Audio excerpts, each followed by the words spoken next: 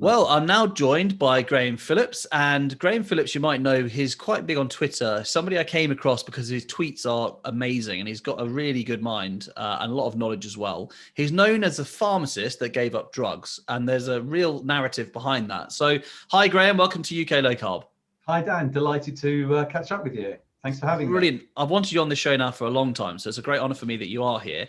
And do you want to just describe the title that you have there, the pharmacist who gave up drugs, because that tells you a lot of your story right there, doesn't it? It does, in a sense, and it's quite interesting, isn't it? All the people in this space, whether you talk to, say, Tim Noakes, or you talk to Asim Malhotra, David Unwin, we all have our own individual stories. And we've all been, if you like, as health professionals, inculcated in the received wisdom. The received wisdom being, the Ansel Keys related stuff that, just eat a little less and move a little more, fat makes you fat, etc. And we've all had our own individual health journeys. And we've all known the science, followed the science, and thought, actually, this isn't working for me. And I reached a certain point to give in my life courses, I was a fat kid. And I was a fat kid when all the kids were slim. Now, of course, all the kids are fat and almost none of the kids are slim. And that is a story all of its own, isn't it? In what? A generation or so. And the fatter I got, the hungrier I got. The hungrier I got, the fatter I got. And yes, for a period of time, by, starving myself and exercising like crazy, I could lose the weight and then I put it back on again. But I was following all the received advice. So can I just ask, when you were a child with that weight issue, were you alone in your family with that, or were there other children with the same thing? And what was your family's reaction, or is this kind of, they saw this as... Well, we're Jewish, right? And right. Of course, the center of everything, every Jew will have this story to tell, they tried to kill us, they failed, let's eat. And every Jew has a version of that, right? So food is very, very central, and it tends to be peasant food. So because most of Jewish culture, European Jewish culture, is Polish culture, so it tended to be very nourishing, cheap, tasty food, which was fine when you're plowing the fields or whatever, but not quite so appropriate when you were much less active. I see. So we tended to eat tasty, stodgy. We didn't drink very much, but we tended to eat tasty, stodgy, high carb food. Right. And was there like a weight issue in your family with anyone else of other generations? So my parents are both quite podgy. I wasn't obese, but that thing on the football line when they're choosing the football team. Oh, the painful moment that was for me. Yeah, I was always the kid that was chosen last. And on a really good day, I'd be the one before last. Right, and Graham, I was the same. They put me in the goal because I literally physically blocked the goal. But, Let's make our own football teams and we'll choose each other. Okay, because I was in the same boat, and more fool them, I say. But I know what you mean. Not standing out as the athlete in the group, So my life course was struggling with my weight, and yes, every so often I could lose a weight by starving myself and exercising like crazy. And then I was just really lucky. I saw Michael Moses' original Horizon program, Eat Less, Eat Fast, Live Longer. Mm-hmm. And basically it was what we now know as the 5-2 diet, which is calorie restriction 2 days a week and eat normally the rest. And I thought, I can do that. And it was easy. And I did the 5-2 diet for a short period of time, and I lost 10 kilos. Wow, brilliant. And then I thought, hang about, I'm both a scientist and a health professional. I need to understand what's going on here, because it isn't what I thought it was. And that led me to a 5-year exploration of what is the actual science? What is the evidence behind all of this? And then you get involved in, the keto diet and the low carb and the high, and all of this debate. And then over time, you start to find other people who've been on the same journey, the Tim Noakes, the Professor Unwins, all of these things. And I then, the one thing about a pharmacy degree is it's a really fundamental life science degree. So you learn microbiology, you learn cellular biology, you learn biochemistry, you learn electron transport chains, you learn how, things work at the atomic and subatomic level. Which, by the way, I just want to say to the listeners, Graham was trying to, he was doing a very good job of explaining that to me before we came on. And the complexity is just unbelievable, but it's fascinating, isn't it? Yeah. Everything is more complicated than you think. And I think that's another fundamental point we might get to, which is there are no simple solutions to complex problems. And humans are very, very complex, multicellular organisms. We haven't started about the microbiome. Yeah. So there aren't simple one-size-fits-all solutions. It would be nice to say there are, and that's why, much as I'm low carb, it's always more complicated than that. Anyway, yeah. So I realized that there was a solution. I lost all this weight, and it wasn't about exercising more. It wasn't particularly about calories. So what was it? And I started a re-exploration of the fundamentals of the long-term conditions that we all worry about, right? So as a health professional, like all health professionals, my background training was identify symptoms and treat the symptoms with drugs. The doctors are much better at the symptoms, and the pharmacists are much better at the drugs. Mm-hmm. If you've got the pharmacist and the doctor working together, it's great, isn't it? Yeah. Except it's not. Because what are we not trained in? We're not trained in anything to do with sleep or exercise or nutrition. Right. So we get the received wisdom of what's out there on all of that and just don't challenge it. So it's almost like you have this whole body of information, which is that's just there. You don't even get to question it, look at it, just accept it as truth. And then your little niche, you are so expert in that it kind of doesn't always, I suppose, relate to what you're being told as received wisdom, right? There's a conflict there somewhere where things don't add up. When you start to think about it, there is, but it's a bit like gravity, right? Gravity just is. Yeah. You're not going to say, I have to reprove gravity every time I walk upstairs. You just accept it. And it's like gravity, that we are just accepting that eat less, move more, fat makes you fat.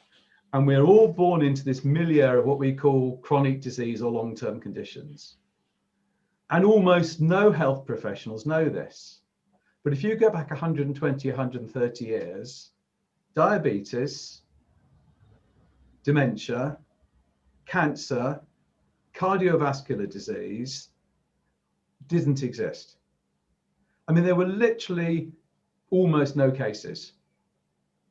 And then people say, yeah, well, we know that, silly, because everyone died age 35. And that's not true either. Not true. On average, people died 35 and 40, but behind that is a whole lot more complexity, which is this. There was a huge number of deaths in neonates, the newborn. The rate of death in under fives was huge, and there were lots of deaths in childbirth. Yeah. If you survived till the age of 20, your life expectancy 120 years ago may not have been that different to a 20-year-old now. Which is interesting, because Dr. David Unwin and I were talking about this, and because my background is archaeology, we were talking about the Paleolithic, and I said life expectancy was around 30 to 40, whatever, and he said, no, same as you were just saying, take out the deaths in childbirth, take out the infant mortality, and actually you're looking at much more like 70 years of age. And Absolutely. Then that changes your perspective completely then suddenly, doesn't it, about how long people were living from, as long as they got through childbirth or they got through their own birth and their own childhood. So long as they survived childbirth, they weren't killed by famine and they weren't killed by an infection, they could live into their 70s and 80s. Yeah. And they didn't die of the things that we die of. They basically died of healthy old age. So now, though, our paradigm is so different, right? Because you know what, like they tell teachers now in classrooms that they're supposed to identify children with weight problems and talk to their parents. But that's difficult when you've got a class with kind of a lot of children who are bigger. And the norm seems to be that we are bigger now. And of course, we haven't evolved differently in 20, 30 years, have we? It's a bit like, I was looking at climate change pictures from space, actually. I'm going to show you this at some point if you're interested.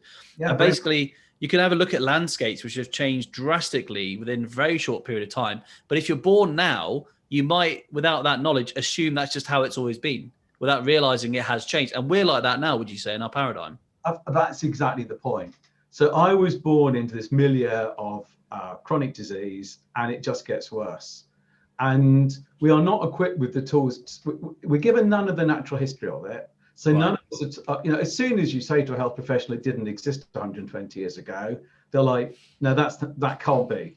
I'd know about that, wouldn't I? Well, no, Yes. you Yeah. never thought it. And then they'll say, yeah, but everyone died age 35, because we all know that. And then if you say, well, actually, a lot of people lived to their 70s and 80s and didn't have cancer and dementia, you have to really start thinking about, it makes you fundamentally re-explore everything, and you have to start again. And so I went back and started again in terms of my understanding of what drives chronic disease. And of course, you come to a completely different conclusion that probably healthy longevity there's a debate whether it's 10 or 20% genetic. Let's just settle at 15%, because I'm not equipped to argue precisely, right? So 80 to 90% of healthy longevity is lifestyle. No one knows this. No one knows this. It's massive. Yeah. And then you think, okay, right, so what about lifestyle is driving this? Can I identify it? Turns out you can. Can I do something about it? Hell yes. Yeah, and you should. And I became very senior in my profession. I actually helped establish the Royal Pharmaceutical Society, which is the Royal College for Pharmacy.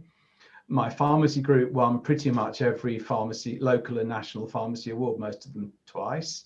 I became a fellow of the Pharmaceutical Society, which is the highest award anyone in my profession can gain. Brilliant. I've had a fabulous professional career. But ultimately, I ended in frustration, because I thought, well, we're spooning more and more tablets into people.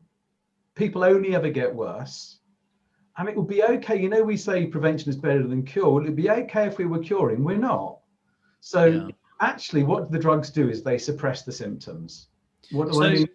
So we're just going through that then, because I want to break this down a bit. Because, okay, so it seems like Dr. Asima Hotra, Dr. Unwin have got a similar experience. But I suppose a pharmacist at that level, not in hospital or labs, but in an actual pharmacy practice, it's a bit like a GP, right? You get to know the same families, the same individuals over their whole lives. So you get to see them from they're born to when they grow up or whatever else.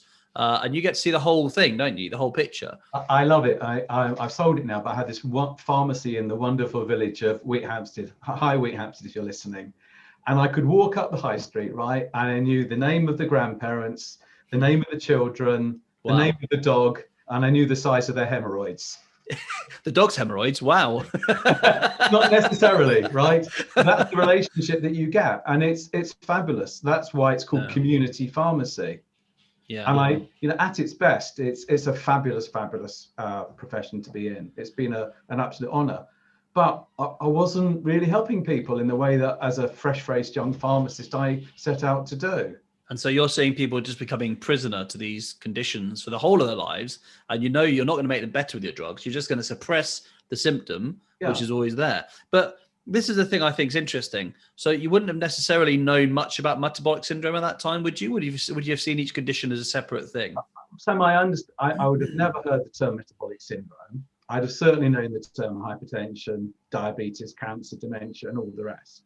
And my understanding of these, and all the autoimmune diseases, of course, and my understanding would have been that these are individual separate diseases that we treat individually and separately and specifically with a very evidence-based way with the drugs in order to get the best possible benefit for the patient at the lowest cost to the NHS with the minimum of side effects. And that is the specialism that pharmacists have. Yeah, I see. Sure. And what was there a moment then that you then decided enough's enough, I've got to look for another way? Or was this a gradual, slow burn thing? You can really thank Michael Mosley and that Horizon program. Right. Because that made me restart my journey and challenge everything I thought I knew and want to really understand, where is all this coming from? And can I do something different about it? I've always been fascinated by public health. So people think about community pharmacy as somewhere they get their prescription. But actually, there's a whole national network which I was involved in establishing called Healthy Living Pharmacy. Right. And you can also view Community Pharmacy Network as a public health network, highly accessible. And to give you but one example, when smoking cessation was first available, it was a private service. It was back in the Thatcher era. Right. And Thatcher's view of smoking was that you paid the price, it was your own fault for smoking, and the NHS would have nothing to do with it. So the NHS had no commitment towards smoking cessation. So I introduced and was passionate about smoking cessation. That was my big first public health intervention, and actually it's been an incredible success. So when in the Blair years they brought smoking cessation into the NHS, I trained the local GPs in smoking cessation and not the other way around. Right, I see. Because my point is I've always been fascinated by public health. And but what an interesting argument though, because I just suddenly realised that applies to the food industry, right? So if governments think, as I think they do generally in America, that you deregulate, you let the food industry do what it wants, but actually the cost is then taken up later with the healthcare system. And in our country, as one that's actually funded by us, the taxpayer, we can't afford that, can we? It's costing us a fortune to eat this way. Look, my philosophy would be the following, right? To encourage people to eat healthy food. And let's be honest, healthy food is more expensive. When you can feed a family for £1 on a pizza from Iceland or whatever, what are they going to do? So I firmly believe that where people are not able to afford healthy food, we should subsidize it. And people say, well, it's a bit nanny state. And I'm going to say, okay. So when they get to 50 and 60 and they've got all these long-term conditions, and we spend incredible fortunes on drugs that don't actually solve the problem, they probably add a few years of not very good quality life, actually, which gives society a greater bang for its buck. And I would turn the whole thing on its head and I'd invest in lifestyle medicine. That's a great idea. You know what? As a teacher, previously as a teacher, I've seen this firsthand where, there's some kids there's one kid in particular I've got in my mind, and I actually saw him a few years after he left school as well. But I won't say his name, obviously. But I remember this kid was having a few ups and downs. It wasn't going too well for him. And so, we're just trying to find out what we could do to help him. It then turned out that I think it was, a problem in the family a bit generally, that he was eating McDonald's almost every day. Yeah. He was having Monster high energy drinks several times a day as well. This kid was on a high processed food diet, effectively. And it was very nasty sort of chemical sort of things. You looked at the ingredients and I thought, this poor lad, he's really going to feel this, isn't he? When he is kind of, trying to grow up and his brain's developing and he's got all these chemicals going around. How can that be good for him? Well, it's interesting. So not my kids, but my partner's kids are starting to have their own children now. And Karen, my partner's daughter, her baby is just about to start nursery. So she said, okay, so I'll bring the baby just to nursery, just to get him sort of acclimatized for it. And what will you give him for breakfast? And they said Cheerios. And I was really proud of her because she said, oh, no, you won't. Yeah, that's not food. That's not food. And so when the baby goes to nursery, he won't be having your food. We'll send food in. Yeah. Because, if you can start with the children at that level, then you don't have to get to my stage of starting having all these long-term conditions and fighting with them and struggling with your weight your whole life. Let's start at that point. Yeah, and the problem is because I've got two young kids, if they start eating rubbish as a one-off, it's very tempting for them. They want it again and again and again. It's these foods are, in my opinion, addictive, and I think they'll be made in a certain way to make them addictive. So we can talk about the bliss point then, which I'm sure you're aware of, but for your listeners, a lot of these foods are actually designed in a science laboratory, and they are that perfect combination of fat and salt and sugar that achieve something called the bliss point, and that's the point at which this food does take off. And the authority on this, I think, is probably Robert Lustig. I'd certainly recommend anything by him on this subject. He's got this wonderful video and a book about the hacking of the American mind. And he goes beyond food into technology. But the point is this: these bliss point foods spike your dopamine, and your dopamine pathways are the same pathways as the cocaine pathway. Wow. I'm not saying that they're as addictive as cocaine, but it's the same neural pathway. Yeah. And we all know that the problem with cocaine is you need more and more and more to get high. Feel. Yeah. And then you need more and more just to be normal. Yeah. Yeah. And the example I give, I love Doritos, right? I just love Doritos. And if we were sitting here chatting and there was a sack full of Doritos, and I do mean a sack, by the end of us sitting and having a chat for an hour, I'd have consumed the entire sack full. because I can never get enough and they're never satiating. Yeah. And it is absolutely addictive. And it's just the same as the cigarette industry giving the American soldiers as they returned from the war, giving that. And that's why, the other example I picked recently was Krispy Kreme donuts. And Asim and I had a real go about this. The Krispy Kreme donuts, I think, gave 1,000 donuts to the staff Yes, the of the hospital. NHS Trust as they came off the COVID wards. And, we both had a bit of a go at Krispy Kreme about that. And everyone said, oh, yeah, this is nanny state and blah. If Marlboro Cigarettes had donated 1,000 cigarettes to the local hospital to calm the staff as they came off the wards, there would have been an absolute outcry, wouldn't there? I mean, you couldn't imagine it. Yeah, you can't imagine that at all. But tell me what the difference is, because I for sure can't see a difference. Yeah. Bliss Point Foods, addictive. Yeah. You know what? I think it's true. Apart from milk, you don't get a combination of those three macronutrients together just provided by nature. It's only through our processing, our cooking, we put them together, but you don't get high fat, high sugar and high salt things all in the same thing. I guess the salt's probably not in milk, but that's just something that as humans, we've found out what we want. And so we've made it for ourselves. And then our bodies said, this is amazing. We don't get this normally. Let's go for more. Come on, guys. And it's a very natural response to something that we haven't had for millions of years, isn't it? Designed in a laboratory precisely to have that effect, and it works. So let's go into that then, because this is the way I think from our conversation before, I describe this as like the chemical orchestra, which is our bodies. And your knowledge of this is amazing. And I think it's like any topic, you think you understand a little bit, and then you just go beneath the surface and there's a whole new world there. So can we just talk about what happens then when I eat that donut and it goes into my body? What is happening to me? But at a cellular level as well, what damage are we doing? And also, I know you said about things like donuts with oils and the seed oils, etc. What effect are these things having on our bodies? Sure. So I kind of think that we should, first of all, let's look at the dopamine pathway. So you get this hit of dopamine, the same kind of hit that you get, whatever addiction happens to be, whether it's, tech, which I'm a bit addicted to tech, and you get that rush of enjoyment, or it's a, Cadbury's Dairy Milk, 79% sugar. You get that instant, immediate gratification, right? Yeah. So the dopamine pathway is the addictive pathway, as distinct from the serotonin pathway, which is the happy pathway. Right. Okay. And so you get this spike of dopamine, it comes up and you feel great, and it goes down, and then you feel a bit disappointed. And you rinse and repeat.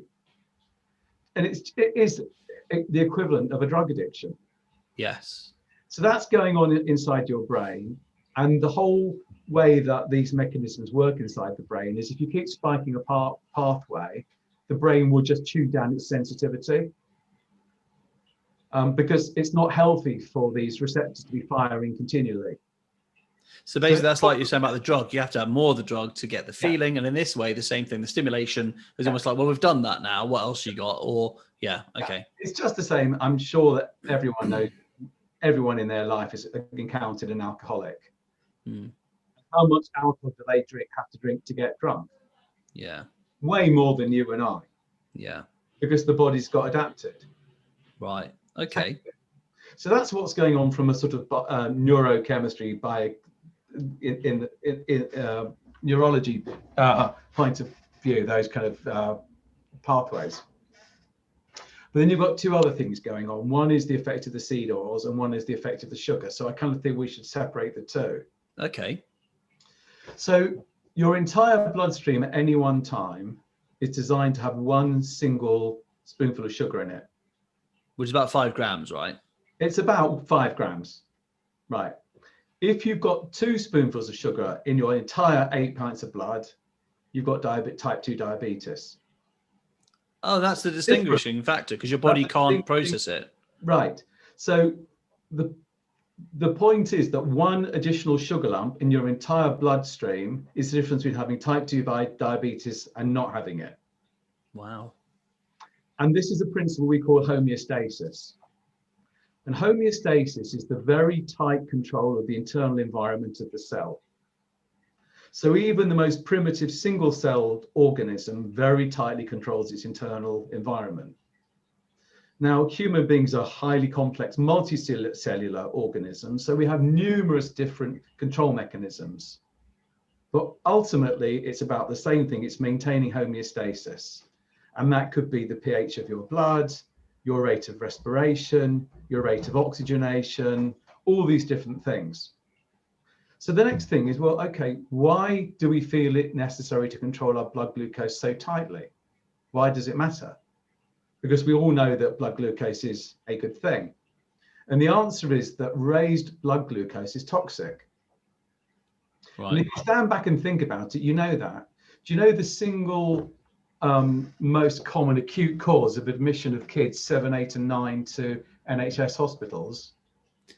Is it tooth decay or? It is. It's tooth extraction. Extraction, right? Okay. Due to the rotting of their teeth with the sugar. God, I felt nervous then. I had to get that right. I was like, oh my goodness, grazed knees, broken arms. Well, that you would probably think it would be you'd probably say, I don't know, COVID infection, right now. Yeah. Not at all. And we also know this is true. I mean, I have to highly recommend one of the best and most emotive TED Talks I've ever seen is Jamie Oliver's TED Talk on sugar. Oh, right. I haven't seen that. I'll have to check it out. If you are not in tears at the end of it, then you have no soul. No pressure. And he comes on the stage with a wheelbarrow of sugar, empties it on the stage and says, this is how much sugar you eat in a year. Wow. And he talks about the number of limbs that the NHS is now amputating as a result of type 2 diabetes. And the point is that if your sugar is out of control, you literally start to rot. Now, this is what I've heard. This is horrific, right? So that sugar is effectively like fertilizer for bacteria, isn't it? And for infections that eat off the sugar, right? Yes. So that's part of it. But literally, it's a cellular toxin. So you end up with macrovascular problems, so the arteries and the heart, microvascular problems, to the kidneys, the backs of the eyes. You end up with neuropathies, so you can no longer feel your feet. So this is why we have to be so careful with diabetic feet, because when they're uncomfortable or their shoes are too tight, they don't feel it. Wow. And then they're much, much more susceptible to infection, and they're much less able to heal. So all these things are going on. So that explains homeostasis, and that explains the effect of sugar toxicity.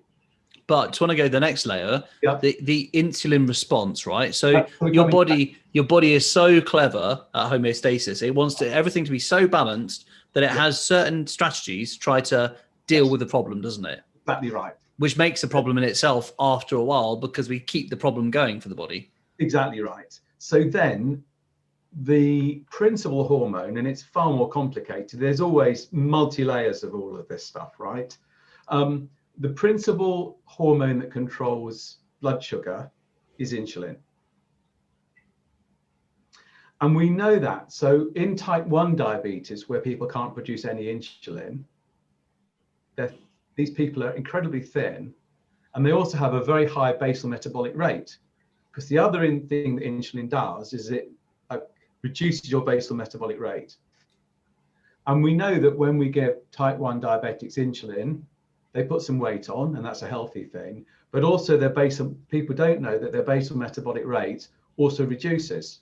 So just explain what that means, sorry, a metabolic rate reducing. Your basal metabolic rate, so if you're literally doing nothing, lying in bed, not moving, having a really lazy 24 hours, you will still consume a lot of energy.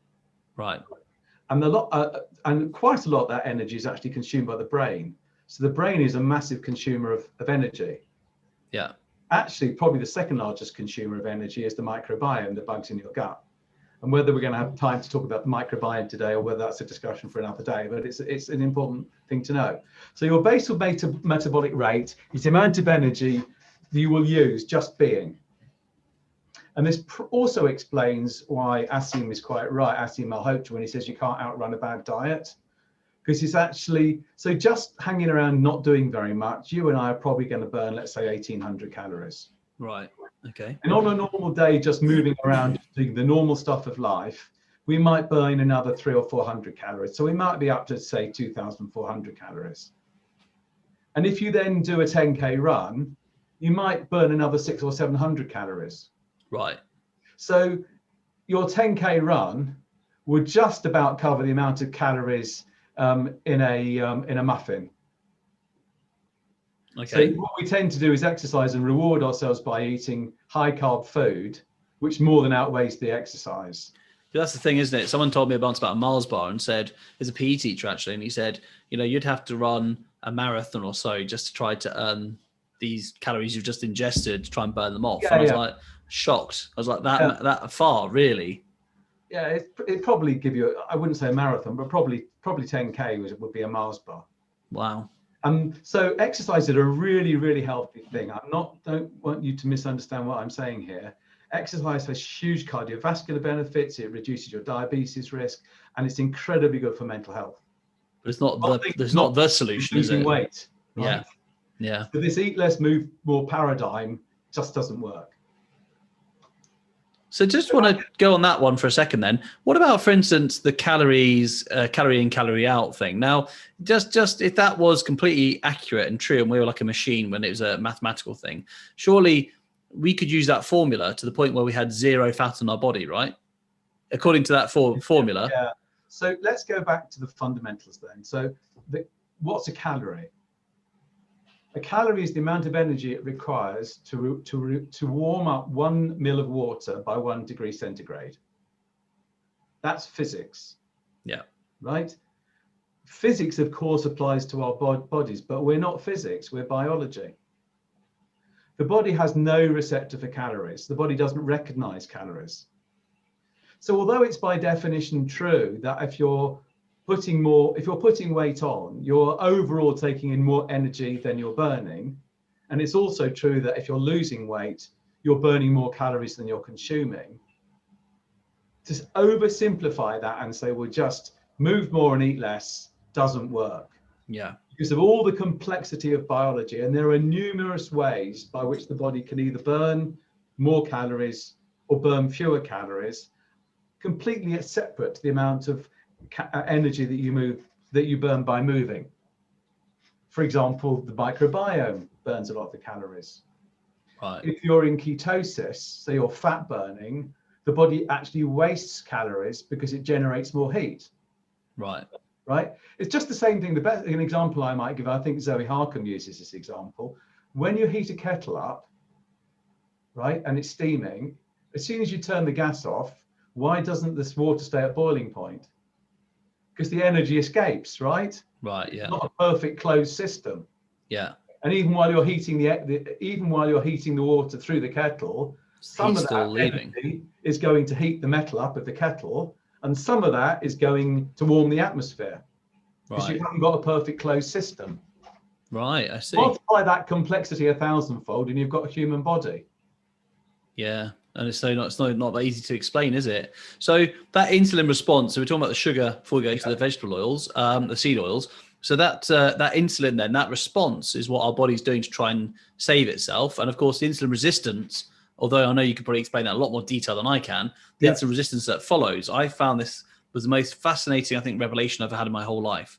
That insulin resistance is something that's happening, and that in many ways, my issues with weight in the past have been a biochemical response to the chemistry set that I am, and I'm putting in different chemicals into my body. Yeah. So if you spike your blood sugar, the body will then release insulin. The insulin will remove the excess sugar from the bloodstream, and it will go to the liver. And then the body it's then stored as energy because you're taking in excess energy at that point. And the body has two forms of energy storage, glycogen and fat. And your glycogen stores are primarily in the liver and in the muscle. And one of the many benefits of maintaining muscle mass is that you get a bigger glycogen store, and it kind of gives you a buffer against diabetes. What is glycogen exactly? I mean, I imagine in some ways it's the breakdown of carbohydrates, sugars, and whatnot into an energy source. But what actually is that stuff at a sort of molecular level? What is glycogen? It's a form of stored sugar in a readily available source. Right. that you can easily tap into and use. So if Right. you kind of think about a hybrid car, right? It's got the battery in the engine. Hmm. And your traditional hybrid car, the battery will get you, what, 20 miles down the road? The car doesn't conk out, does it? At that point, if your battery's flat, your engine kicks in. Right. And by the same token, you've got two forms of energy storage in the body. You've got your glycogen store, which is your short-term energy store. And then you've got your fat store, your adipose tissue, which is your long-term energy store. Right. Your glycogen stores are limited, about 2,000 calories. So once they're full, if you then keep chucking more sugar into your bloodstream, the excess energy can no longer be stored as glycogen, it's now stored as fat. And that was why it's sugar that makes you fat, not fat that makes you fat. Right. So in that case, if you then use up your glycogen, that's the kind of keto flu, I suppose. The symptoms are can be quite tough going from that. But why is it then that people who are kind of running on glycogen only always have this sense of hunger and wanting to refeed? Because they're not actually satiated, are they? Even though they might have a lot of fat stores, they can't access it, can they? Well, it was interesting. So I was giving a talk the other evening about to a group of people, and one of the guys there was a marathon runner, slim guy, and he said, "Yeah, but I have to have more sugar in because my body has to have sugar, and after about 20k, I run out of energy. I literally stop. So I have to have more sugar, don't I? And I die." And I said, "Okay, so let me go back and explain this. If you're, let's say by and large, for each kilometer that you run, you use 100 calories. After 20 kilometers, you lose 2,000 calories and you've emptied your glycogen stores. If you're fat adapted like I am, you then just start burning your fat. But if you're one of these people who never uses their fat stores, they almost become like fossilized. And it's a bit like back at our Toyota Prius. If you never start the engine, eventually it just won't start. Right. You'll get to the point where your batteries run out and the car conks out because your engine's just not firing. Yeah. You haven't serviced it. And you've Got never cobwebs in it. It's not being used. Yeah. If you only ever drive 10 miles and you only ever tap, turn on the battery, you never turn the engine on, eventually it won't start. And the same thing's true. So for this guy, because he couldn't burn his fat stores, he'd get to the end of his 20k and hit the wall like the marathon runners do. And I've only ever had that happen to me once. It was back in the days before I was fat adapted. And I went on a long walk and I hadn't eaten very much. And it is horrible. I mean, literally, it's probably the most unwell I've ever felt. You feel dreadful. You feel shaky and you feel your eyes start to swim and your legs turn to jelly. So I said to him, okay, so that's the story of the sugar. I said, but let's assume you were fat adapted, so you could burn fat, right? So now you're not running, your body can run on one of two fuels, but not both. So now let's suppose you're a keto guy, and I'm not particularly keto, but it's an option. So I don't want to be giving out this message that I'm slavishly keto. I'm not actually slavishly anything.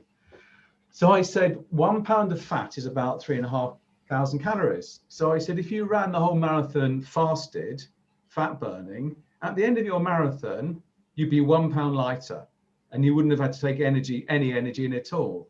That's incredibly efficient. Him having a light bulb moment, but it was so far from what he intuitively thought he knew. He just couldn't reconcile it. And he went away and he sent me a few emails after and said, I really need to understand this.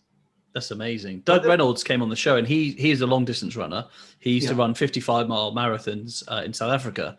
Yeah. And he said he was doing that all on glycogen stores, really. So he was carb loading to the point of having supposedly so much, but it's getting harder and harder. And then after a while, he was turning up to the race feeling awful before he even started. Yeah. Because he realized you can't go like that forever, can you? You can't have this short-term release of fuel only and have so much of it. You never tap into your own stores, which he was putting weight on as well. Have you been following these guys 05100? Yes, in fact, that was the same week that we were doing our group fast on this show with about 10 of us or so, that they were doing exactly the same thing with James Cracknell doing that run. Yeah. For any of your listeners that haven't looked at it, just Google 05100 and it will disabuse you of all your misconceptions about this. It's really fascinating. Yeah. So, okay. So we first filled up our glycogen stores and now they're full. Now we're still bringing in the sugar, we're still spiking our insulin, and now we're starting to fill our fat stores up. Now our fat stores are comfortably full. And it's a bit like blowing up a party balloon, right? The art of blowing up a party balloon is to stop puffing into the balloon before it goes pop, right? Yeah. And then you tie it. And if you get one more puff and it goes pop, your adipose tissue isn't that different, really. So if you keep pushing more and more fat into the fat cell says, hey, thank you, Mr. Insulin, I'm full now, no more thanks. And if you keep chucking more insulin into your bloodstream, sugar into your bloodstream, you'll have more insulin, and it'll be forcing the last bit of fat into the fat cell. And the fat cell becomes resistant, and now you're insulin resistant. So now you need more insulin to get the fat into the fat cell. And eventually your fat cells just can't hold the fat, and they literally start to go pop, just like your party balloon. So all of a sudden you've got what would have been the contents of your inflamed, not very healthy fat cells cascading outwards. So now you're not just fat, you're inflamed. Wow. And of course, that's when you get the health complications, the other issues. By the way, just a bit of a side note, I remember, 20 years ago now, seeing a documentary about liposuction. Yeah. And this surgeon was saying people will quite often come in and they think fat is just like it is on the side of a piece of meat. It's just sat there in your body. They don't appreciate that. Actually, it's these little fat cells that are holding the fat. So what we're doing is we're sucking the cells out. But I just only realized when you're talking, if you did that to your body, and then, of course, you don't change your diet and you're still eating the sugar and all the rubbish, but you've got fewer fat cells, all you're doing is kind of speeding up that process of inflammation, right? But it's interesting. So you might think that liposuction would reduce diabetes, but it doesn't, because it doesn't change the insulin resistance. Yeah. In fact, there's just fewer cells to deal with the problems. Yeah. So, essentially, the other way I explain it is this kind of a journey. So we know the symptoms of type 2 diabetes, don't we? And we know it's associated with obesity, but not caused by obesity. Well, you say that, but some people don't think that, do they? That's the weird thing. There is a bit of a paradigm that obesity causes type 2 diabetes, rather than them both being symptoms of the same problem. Right. So if you keep bringing more energy into the body than you're using, you'll put weight on, inevitably. Yeah. And if you keep spiking your blood glucose, you'll keep spiking your insulin. And the way I kind of explain it is, if you imagine you've got a lake of sugar and a dam of insulin, if you look from over here, it all looks pretty good, doesn't it? So this is just to describe for those who are not be able to see this. Yeah. So you've got your arm up like a dam, okay? Yeah. On one side, you've got the reservoir of sugar. Reservoir of sugar, and you're looking from the other side. And you're looking on the dry side, Yeah, just like a dam of water, right? Yeah. If you put some more sugar into this lake, you can just build a higher dam. Yeah. Other side looks fine. And you can probably keep doing that for 20 years. Right. So I think about diabetes as a 20 to 25 year journey. Right. At this point, you're hyperinsulinemic. So you've got high levels of insulin, but we don't measure insulin in the NHS. No health systems do. You just only made me realize something. Why the hell don't we? Because in a way, we might be monitoring their blood sugar level and saying, it's actually not too bad. You're getting it under control. Precisely. And that is why HbA1c is such a bad test. Because it measures your blood glucose control, but it doesn't measure insulin. And your body's getting knackered fighting this, keeping this blood sugar down. You're being told, well done, you're doing a great job. And your body's saying, I can't do this any longer. I can't do this any longer. I never quite appreciated it in that way. But anyway, so just tell me a bit more about this dam. So it's going to break eventually, right? You've got this dam and you've got this lake of sugar. Yeah. And you keep building a higher dam and you keep building a higher, you keep chucking more sugar in the lake, and everything on the other side of the dam, which is your HbA1c test, looks fine. At a certain point, your insulin can't hold back the sugar anymore. So little bits of sugar start trickling over the top. And that's pre-diabetes. Right. So that's the point at which your insulin isn't quite anymore coping. Right. So you're still hyperinsulinemic. You've still got a ton of insulin, but it can't quite hold back the sugar. I see. Okay. And eventually the dam collapses. And the excess sugar comes cascading over the top of the dam. And the only way the body can get rid of it now is in the urine. I see. And the way they used to test for type 2 diabetes before we had these more sophisticated tests, you would taste the urine and it would be sweet. Yeah, I've heard that. Now that type 2 diabetes comes on very quickly. So over 2 or 3 days, you have this raging thirst that you can't slake, because associated with all the water is associated with all the loss of sugar in the urine is all the water. So you have this unslakable thirst. Right. But actually that process has gone on for maybe 25 years in the background. So it's really a few days you'd have the symptoms that strong, that quick. Yeah. So it really is like a dam. You probably haven't felt your absolute best for 5 or 10 years, but type 2 diabetes comes on very quickly. And what's gone on in the background, the latest studies show this. When I was a trainee pharmacist, we were told that the beta cells burn out. In other words, the cells in the pancreas that produce the insulin burn out. Then I was told the pancreas gets gummed up with fat, and that's the cause of the problem. Actually, the science appears to show what actually happens is that this excess fat that the liver's producing, it can't be exported anymore into the fat cells because they're full. So now you get the fat building up inside the liver, non-alcoholic fatty liver disease. Right, yeah. And inside the pancreas. Right. So then what happens is the fatty milieu, remember the pancreas doesn't just house the beta cells that produce the insulin, it also houses the alpha cells that produce the glucagon. Right. And everything that insulin does, glucagon does the reverse. So insulin will reduce your blood glucose and make you store energy. Glucagon will increase your blood glucose and make you burn energy. Mm-hmm. And of course, it's that balance. So the body is full of these sort of servo mechanisms. So the example I always give is like when you want to remove your arm, one muscle is smoothly relaxing and one muscle is smoothly contracting to give you that nice smooth movement of the arm, right? And if you have a muscle spasm, your arm will be like this, all contorted. Yeah. And I think of diabetes as a kind of endocrine spasm. All of a sudden, over that last period, the beta cells dedifferentiate and become alpha cells. All of a sudden, you're producing more glucagon and less insulin. And those hormones have the antagonistic effect on each other.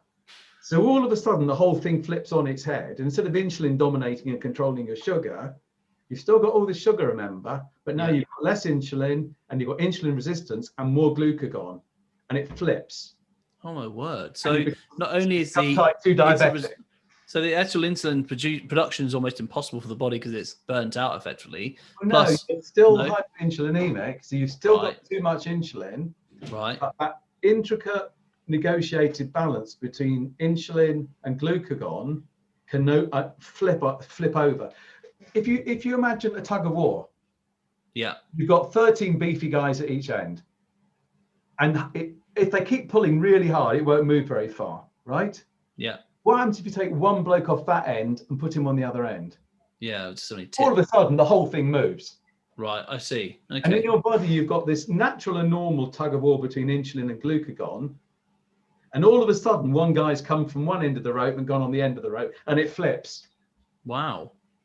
So in terms of what would happen to somebody before modern medicine, so say, for instance, we're talking about 120 years ago, and it's been a lot rarer then, wouldn't it? Like you said previously, type 2 diabetes is really much more modern. It's a modern condition. So back in the Edwardian, the Victorian period, somebody has type 2 diabetes, the dam goes, what would the chance of life expectancy be for that person without modern insulin and whatnot, without dietary change? Well, it's interesting because although most of the drugs mimic the action of insulin, and therefore it's just like chucking more insulin into the body. Right. You've got someone who's hyperinsulinemic, they're producing excess insulin anyway in an attempt to control their sugar.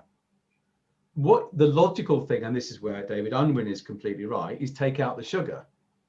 What the drugs do is they don't take out the sugar, they just add more insulin and try and jam yet more fat into your overloaded fat cell. And the evidence is they might control the sugar, but they don't really prolong life. Right, okay. They're not really a benefit. Now, to be clear, some of the newer, more modern drugs act in a different way, and they do have a benefit. Metformin, actually, which is the oldest drug, has huge other benefits, but it goes way beyond the glucose control. Right. Some of the newer drugs work in a more sophisticated way. For example, they make you pee out the sugar, and they work really well. But my logic is, okay, so I can either pee out the extra sugar by taking a drug, or let me just think about this. Why don't I not take the sugar in the first place? Yeah. And is this why you describe yourself as a pharmacist who gave up drugs? Because in a way, you're trying to get to the root cause now, not treat the symptom of the root cause. Yeah, because we're treating symptoms, we're suppressing symptoms, and it would be fine if actually it was normalizing life expectancy. It isn't. So yes, the drugs are pretty good at controlling the blood sugar, but actually, what do you want? What the acid test is, does it increase my life expectancy, and does it help increase my healthy life expectancy? No, it doesn't. It just increases this metric called blood glucose, which isn't the most important metric. The most important metric is your insulin, because it's the raised insulin that drives the metabolic syndrome. So we all know as health professionals that diabetes, dementia, cancer, cardiovascular disease, and a host of other diseases are found in a cluster. All of that cluster is driven by the hyperinsulinemia, which is a response to this diet higher in sugar and carbs. Wow. Could I just say, I know you want to talk about seed oils, and that's also fascinating, but do you mind if we skip to the microbiome? Because it's an area that I don't know much about. And I think it seems to me the science is now coming through a lot more, and there's stuff we're learning all the time about this. So I appreciate this conversation will be out of date in a year's time, I'm sure. But what you know so far, I'd love to know more about, because that seems to be a huge part of our health that we don't really know about. And when you see good bacteria, bad bacteria advertised, the actual knowledge about what's good and what's bad is pretty basic still, isn't it? We're still learning, aren't we? It's in its infancy. If you're interested to follow this, the guy to follow is Professor Tim Spector. Right. And his original book, The Diet Myth, is absolutely brilliant. And anything by him, you'll find him all over YouTube. Anything by him is excellent. What's interesting about Tim is he's a geneticist, and he's got the world's largest cohort of identical and semi-identical twins at King's College, KCL. One twin will be happy, one twin will be sad. One will be fat, one will be thin, one will be happy, one will be unhealthy. Now, what is fascinating about identical twins is that both nature and nurture are identical. Yeah. So logically, they both be happy, they both be sad, right? Yeah. They both be diabetic. Or neither of them will be diabetic. Why does one get type 1 diabetes and one doesn't? Yeah. Why does one get type 2 diabetes and the other one doesn't? And he's been able to show that it's the microbiome, it's the bugs in your gut that have a huge effect. Wow. So in our small intestine, we have 2 to 3 kilograms of bugs. Fungi, viruses, eukaryotes, and bacteria. And the bacteria appear to be the dominant species. Right. And I think there are 100 trillion bugs in your gut. Well, that's 2 or 3 grams. That's how many bugs? 2 or 3 kilograms. Oh, kilograms. Sorry. Right. I thought you said grams. Okay. And they consume a massive amount of your energy. And it also turns out that there's an area of the gut called the mesentery, which is directly innervated with fronds of brain tissue. Oh, so right. They're starting, and the mesentery actually has its own heartbeat, and they're talking about it as a second brain. Wow. So there's a direct link between your central nervous system and area of your gut. Wow. That expression, gut feeling, or I was gutted. Yeah. Instinct, I was gutted. All cultures have that. It turns out it's true. So we know that the brain signals to the body. It turns out the gut signals back to the brain. That's amazing. It's also the case that I think 85% of your immune system is in the gut. And you've probably heard of serotonin, the happy hormone. And when people are depressed, we give them drugs to increase their serotonin levels. Yeah. If I told you that 95% of your serotonin isn't in your brain, it's in your gut, and it's generated by the bacteria in your gut, that might surprise you. I didn't know that. So our happiness is directly linked to what we're eating, probably. Absolutely. And so if you kill those bugs off, you won't be such a happy bunny. Yeah. And is it possible to kill them off completely with certain foods and drugs and whatnot? Or is there always a chance they can come back again? Yes, they can come back. But there are numerous ways. So the example I always give, it starts at childbirth. Actually, it starts before childbirth, but it becomes very complicated. So this is a bit of an oversimplification. When a woman's pregnant, her microbiota revert to a more childlike state. Wow. The reason is that as the baby exits the birth canal, it picks up the maternal microbiome. That's the seed microbiome. Yeah. If a baby's not born naturally, it doesn't get that benefit. Yeah, most of my children are cesarean section. We learned this, and so yeah, we were kind of very aware of what you're saying about the microbiome, because my wife did a lot of research into that, certainly. So the example I always give is the Mexicans, who are one of the fattest nations on earth, and it's just a cultural thing with Mexican women. They don't like to give birth naturally. Oh, so they've got a high proportion of cesarean section, do they? Yeah. So lots of valerians. You know what they say, too posh to push. Oh, really? I wouldn't know those people. I don't mix in such circles. But the point is that for cultural reasons, they don't give birth naturally, and they have very high levels of elective cesarean. Right. They also have very high levels of obesity, type 2 diabetes. As does America, right? USA's got very high cesarean rates as well. Yeah. And there's now I realize that this correlation is not the same as causation, right? Yeah. But all these illnesses, the chronic diseases, the non-communicable diseases, and autoimmune diseases track very, very closely with high levels of cesarean. So that's the first point. The second one is breastfeeding. So breastfeed milk isn't sterile. It's got 200 bacteria in it. And the baby gets the benefit of the breast milk. And of course, it also gets the benefit of the bacteria on the breast and the nipple. Mm-hmm. So a baby that's neither born naturally nor is it breastfed doesn't get the opportunity for the natural seed microbiome. Right. The latest study in Mexico is when the baby's born by cesarean, they get a maternal tampon and they wipe the eyes, ears, nose and mouth of the baby to reseed the natural microbiome. And it seems I've heard this. So isn't it also true, though, that there's a lot of stuff in breast milk that a baby doesn't actually digest, and they were confused by this and actually realized it's because it's feeding the gut bacteria. Absolutely. And that we've evolved to do that. Yeah. Which you can never recreate, can you? You can never recreate that in a lab with an artificial milk. And I know that some people can't breastfeed, and obviously there's no judgment at all. I totally appreciate you can't necessarily. And it's easy for two men to talk about this topic. I know that. But just in terms of the science, that is incredible, isn't it? And then the next problem is the use of antibiotics. So when I was training, when someone got ill, you used to hit them with the broadest spectrum antibiotic that you could, because you just wanted to kill everything, including the bad bugs. Yeah. And we now know that that's the absolute reverse of a healthy strategy, and we're much less keen to use antibiotics. Yeah. The repeated use, particularly of broad spectrum antibiotics, it's a bit like if you imagine that your gut is the ecosystem of your gut is like any other ecosystem, you get like a form of deforestation. Right. I see. Repeated dose of broad spectrum antibiotics damage the microbiome. Right. The community. And then the last one is your sort of standard American diet, full of foods which are highly preserved, have got an unlimited shelf life, and no bugs will ever grow on it, and no bugs can feed off it. So all those things together destroy the microbiota. So the microbiota is the community of the bugs in the gut, and the microbiome is their genetic material. And here's another interesting little fact to you. Human beings have about 22,000 genes. So we think we're quite posh, right? If I said to you we've got fewer genes than an earthworm or a fruit bat, would that surprise you? Yeah, it would. I'd feel like I've been shortchanged.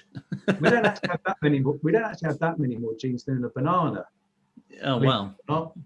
So how come Homo sapiens, human beings, are such a successful species? It's because we've been able to utilize the genetic material in our gut, and the genetic material, the microbiome in the gut, outweighs the human genetic material by about 100 to 1. Wow. So we're only about 1% human at best. I've heard this before, where someone said if an alien came from like another planet, they would actually see us as like a walking menagerie or some kind of like zoo, effectively, and they'd look at us and think, there's a very interesting organism of different creatures all working together there. There's not this sense of just one species or one individual animal. There's actually all this together. So in a way, that's a really, that complex story of life is the basis for all animals, right? I suppose Yeah. we all, without that microbiome, none of us would have been able to evolve to the level where we are now. Absolutely right.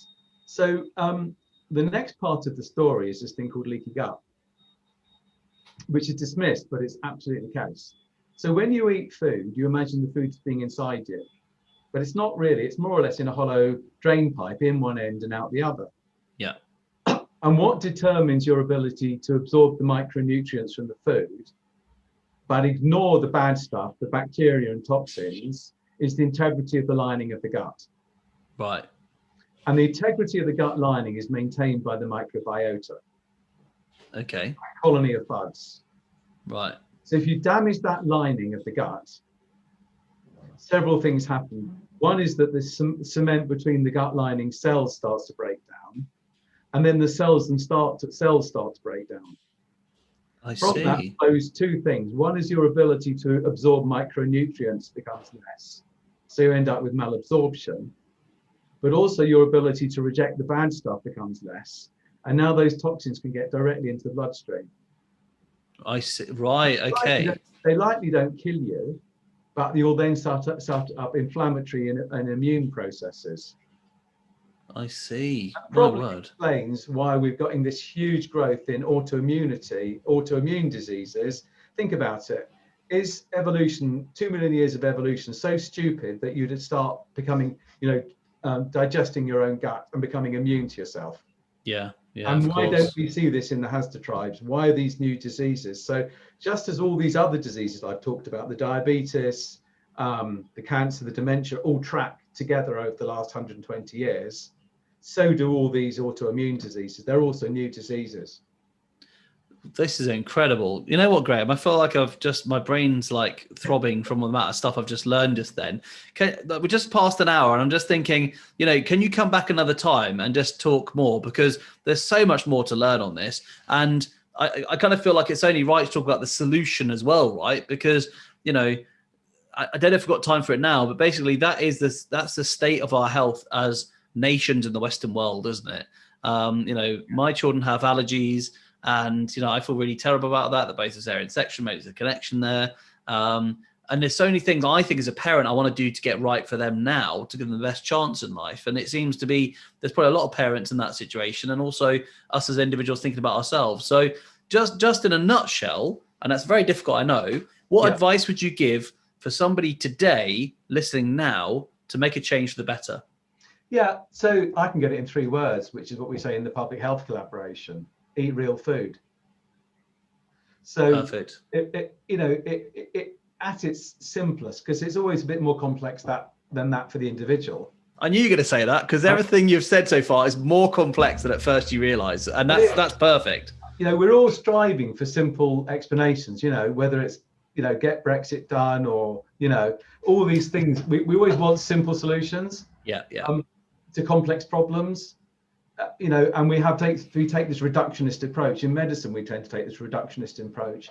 Actually, everything is always infinitely more complicated than you first think of. Yeah. Much as I love the low carb community, it's always more complicated than simply eating low carb. Yeah. If it was as simple as that, then there are plenty of low carb communities, but they still have their problems. So it's always more complicated than one single thing. And that is why in the ProLongevity program, we don't offer one size fits all solutions, because they work for a percentage of people. But, human beings are complex, and you have to think about, for an individual, where does that complexity lie? So tell us about your program, what you do then, because this is really interesting, right? Just at its simplest, eat real food. I love the way Asim Malhotra puts it. So there's this whole thing called the NOVA classification of foods. And there are 4 different classifications with increasing processing. And the most processed foods are NOVA classification 4. Right. And you can look up, your listeners can look up the NOVA classification of foods. It's quite a good classification. Yeah. But I love the way that Asim tells it, which is if you turn over the pack and there's more than 5 ingredients, some of which you've never heard of, put it back on the shelf. Yeah. Because if you pick up a pack of broccoli, it's just got broccoli in it. Or steak. Right? Yeah. But here's the rub, right? So most weekdays I'm OMAD. I eat one meal. And generally, there's a little local Tesco's up the road. and I'll go and buy 2 or 3 different salads, whatever they've got on offer, basically. And I chuck them in a huge bowl, and I'll put some seeds over the top, mixture of different seeds, and I'll put some olive oil and some balsamic, and that's huge, right? So this idea that when you're on a diet, you have to sort of push around 2 pieces of lettuce around a plate. I tell you, I eat a huge amount of food, but the point about it, and this is probably a discussion for another day, it's not high in calories, but it's really high in nutrients. Yeah. And actually nutrition is based on micronutrients. And we talk about, again, it's an oversimplification. We talk about the macros. I obsess about the micros. Yeah. So that's my lunch. And one day I'll have tinned salmon. The next day I'll have tinned tuna. The next day I'll have an avocado. The fourth day I have a chicken breast. Right. Okay. What can possibly go wrong? So I flip over the pack of the chicken breast one day and I'm thinking, I don't believe it. It's got sugar and rapeseed oil in chicken breast. Wow. Why? Oh, why is it there? Well, the answer is this. The sugar isn't there for flavor. The sugar's there, it's a humectant. It maintains the moisture of the product. Right. Why is the seed oil there? It's a preservative. So it means that they can extend the the shelf life of the chicken. So all of a sudden, your healthy chicken breast has become ultra processed food. Yeah. Yeah. You could not make it up. It's ridiculous, isn't it? So It's really the sad. other thing I say to people is they call them vegetable oils, but they're not vegetable oils. They're seed oils, but they call them vegetable oils because it sounds healthier. Yeah. Yeah. I think you're right. Nothing healthy about these things. So, at its simplest, eat real food. Ignore the front of the pack because it's marketing bull. Yeah. Always look at the back of the pack. If it's got more than 5 ingredients, some which you've never heard of, forget it. And if it's got anything that says seed oil or vegetable oil, it's processed. Just avoid it.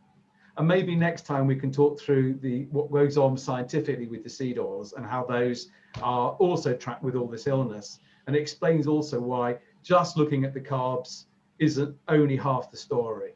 And the story is that the carbs, processed carbs and processed seed oils go hand in hand together over the 120 years.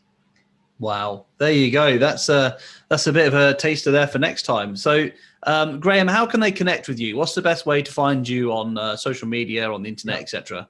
So I tweet at Graham S. Phillips. That's GRAHAM S. Phillips with 2 L's.